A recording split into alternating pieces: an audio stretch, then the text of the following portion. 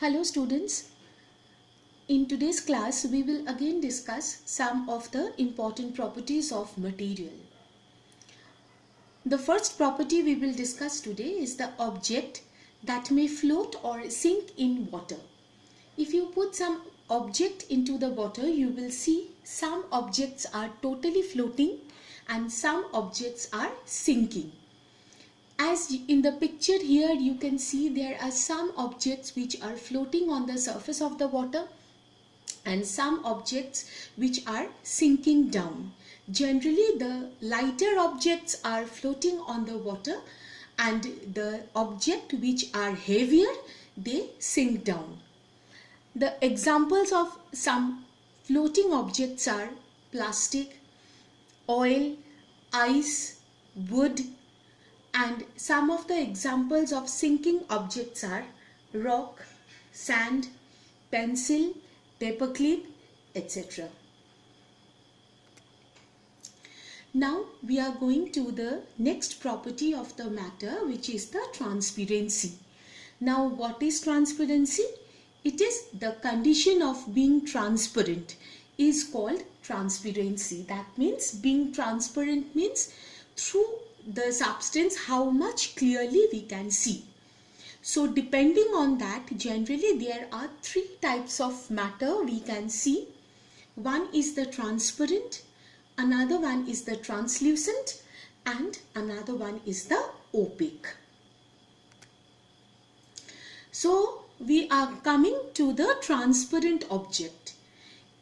In this picture you can see a glass bottle.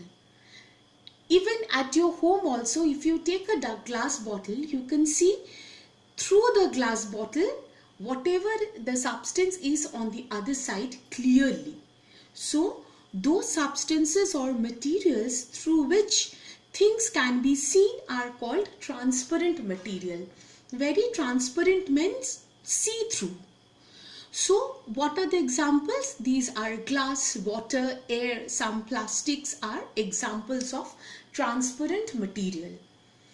In this context, I'll tell you some interesting thing. In the shop, you must have noticed generally the shopkeeper used the plastic jar as a container.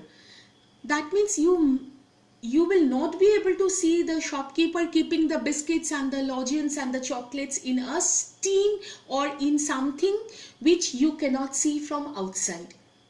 That is, they usually prefer to keep the sweets and other eatable items in the transparent container so that you can see from outside and you can tell which one is of your choice.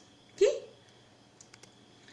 Next we are coming into the translucent object. Now this object is it's a peculiar thing. That means through this material you can see, but you cannot see very clearly as you can see in the transparent object. So the materials through which it can be seen but not clearly are called as the translucent object. So what are the example? Butter paper, ground glass, plastic sheets. Suppose these are the examples. Suppose you take a paper and you put a butter or an oil and then try to see through it. What you can see? You can visualize something is there on the other side of the paper, but clearly you cannot say what is exactly there.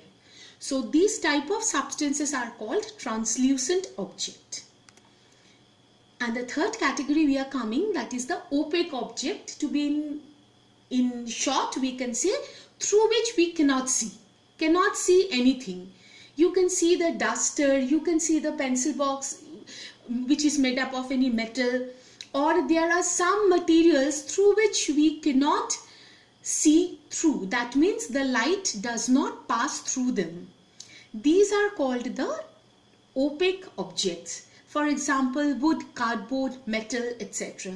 In the diagram you can see the picture of an apple. If you place the apple in front of your eyes, which object lies on the other side of the apple you cannot see. So this is considered to be an opaque object. There are some examples given here. You can see transparent, translucent and opaque. That means the object through which you can see clearly, the object through which you can see but not clearly, and the objects through which you cannot see anything.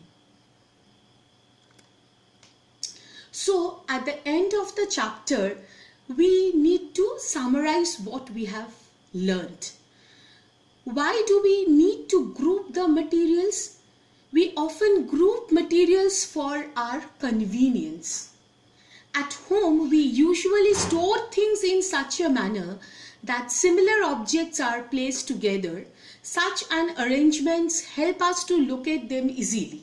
Suppose you go to the kitchen of your home and you see all the spices, all the eatable items, all the non-eatable items are all scattered. Definitely it is hard to locate which one you want. So for your convenience, for your better understanding, we should group them according to their property, according to their usage, so that easily they can be located.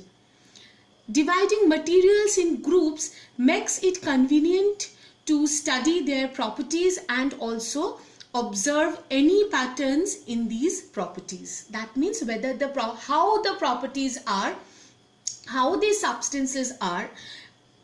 This also can be known from the grouping. Just now we had grouped, we had seen the substances transparent, translucent, opaque. This is based on one property, that is the transparency. This can only be judged if they are grouped together. Hope the chapter is clear to you now. Next class we will discuss about the questions.